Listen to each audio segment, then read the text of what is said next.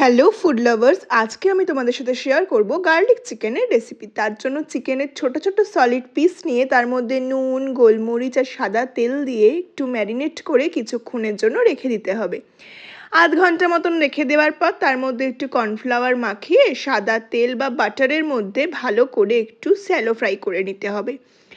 তারপরে ভালো করে ভেজে নেওয়ার পর চিকেনগুলো তুলে রেখে সেই বাটারের মধ্যেই গার্লিকের ছোট ছোট পিস দিয়ে তার মধ্যে অল্প কর্নফ্লাওয়ার, একটু গরম জলের বদলে তোমরা চিকেন স্টকও দিতে পারো, যেটা তোমাদের সুবিধা, দিয়ে ভালো করে নাড়িয়ে তার মধ্যে গোলমরিচের গুঁড়ো, চিলি ফ্লেক্স আর আগে থেকে ভেজে রাখা মাংসগুলো দিয়ে ভালো করে ফুটিয়ে নিতে হবে।